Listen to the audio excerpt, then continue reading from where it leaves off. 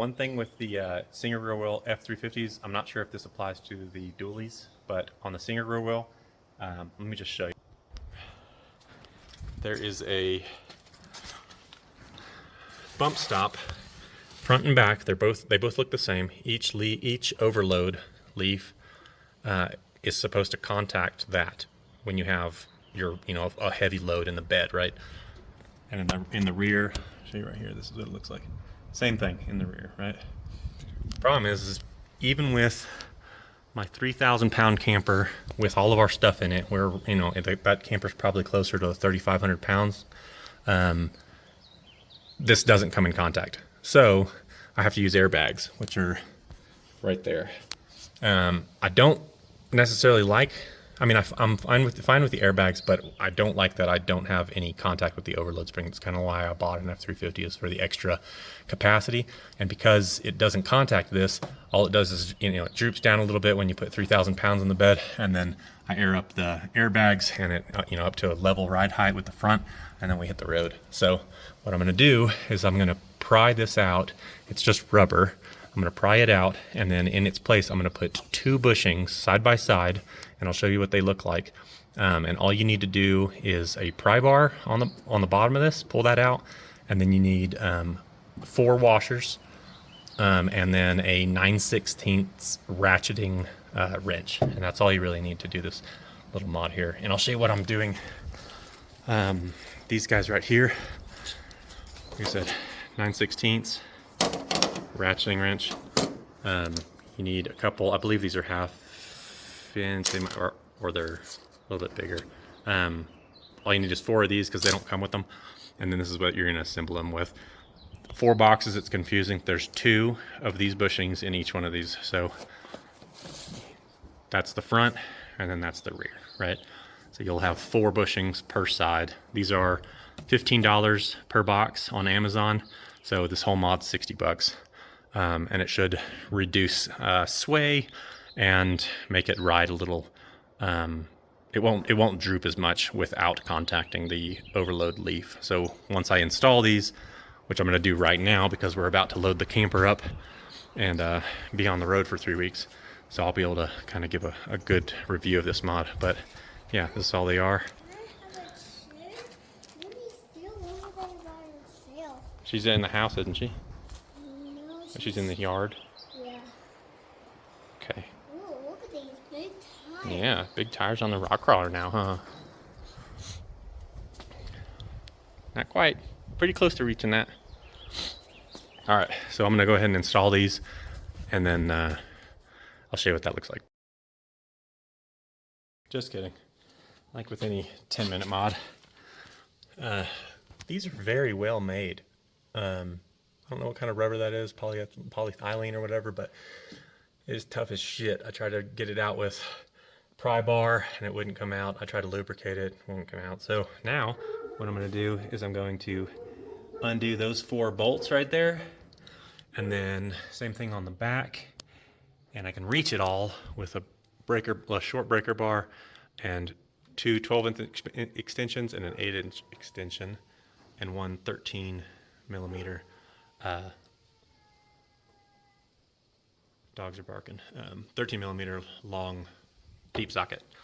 So I'm going to take those out completely, and then I'm going to Dremel this top part. I'm going to Dremel the lip off so I can pry that, get that apart, or maybe Dremel the whole thing off. But either way, I'm going to get this off, and then I'm going to go ahead and put the new bushings in, bolt those together, and then I'll put these in as assemblies with the new bushings.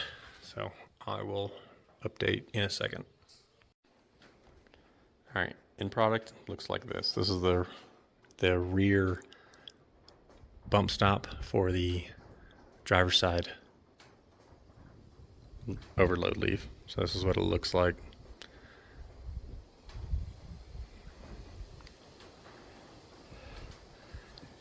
And then those will, because those are like 2 inches longer than the original one, they'll contact the original one is right here. So that's the original. So that's how much distance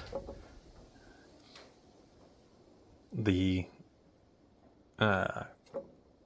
body has to make or move before it contacts the overload leaf. So now it should be engaging a lot sooner, and we should get better rod control, better roll control, and less squat in the rear without using our airbags. So I will put this back in. This one might be a pain to get in. I'll probably have to do it by hand and not power tool or whatever, just with a ratcheting wrench.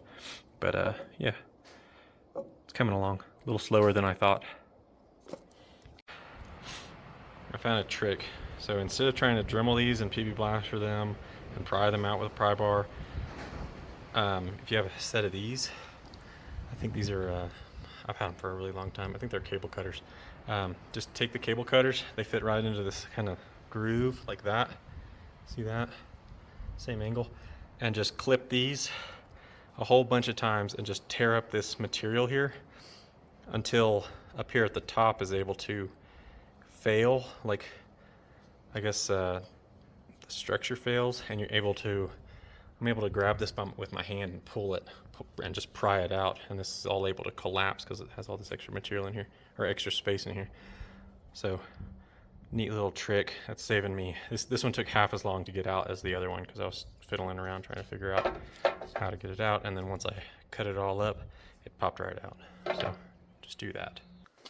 All right, so this is what you're left with after you reinstall everything. And there's about an inch, a little more than an inch, maybe inch and an eighth between the overload leaf and the bump stop. And that's not going to get in contact at all under normal operating weights or anything. Like if you're unloaded, it's not going to, that shouldn't contact that at all, ever.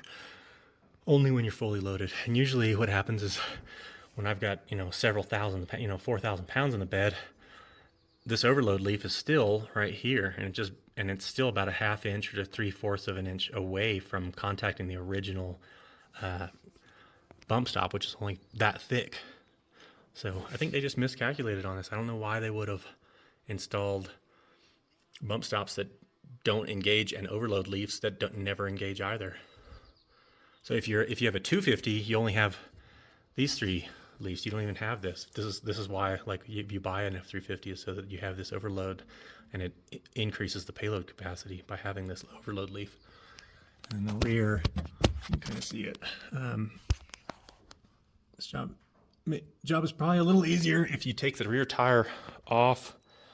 I'm not messing with it. If you've got big arms, if you're a bigger dude, probably take the rear tire off. It makes it a lot easier to get in here and get to these. Because once you put these new bushings in, you can't get to the innermost bolts on this. You have to go underneath with a 13 millimeter ratcheting wrench and get those and tighten those up. But you can get the outside ones. Makes it easy. Straight in through here, 2 12-inch extensions and an 8-inch, and then a regular or a deep well. A 13 millimeter socket, and then just your ratcheting wrench. And then at the end, I use a breaker bar to kind of torque them down on the top. And I got the bottoms done already. And if you don't have the fender, the inner fender well here, probably a little easier to get to as well. But yeah, I'm just gonna do the same thing on the other side, and then after I load my camper in a couple hours, I'll show you show you what difference it makes. And see in the back here, you have about the same distance between the two. That's the new bushing, and this is the overload leaf. So, but yeah, I'll load my camper up and then show you what the difference is. All right, I got the camper connected, and these work perfectly. Look, you can see where the bump stop is in contact with the overload leaf, front and back. And this is without the airbags inflated. The airbags are completely empty right now. So, yeah, so we'll see how it rides. Ride height, roughly the same. It's like 8 inches or so.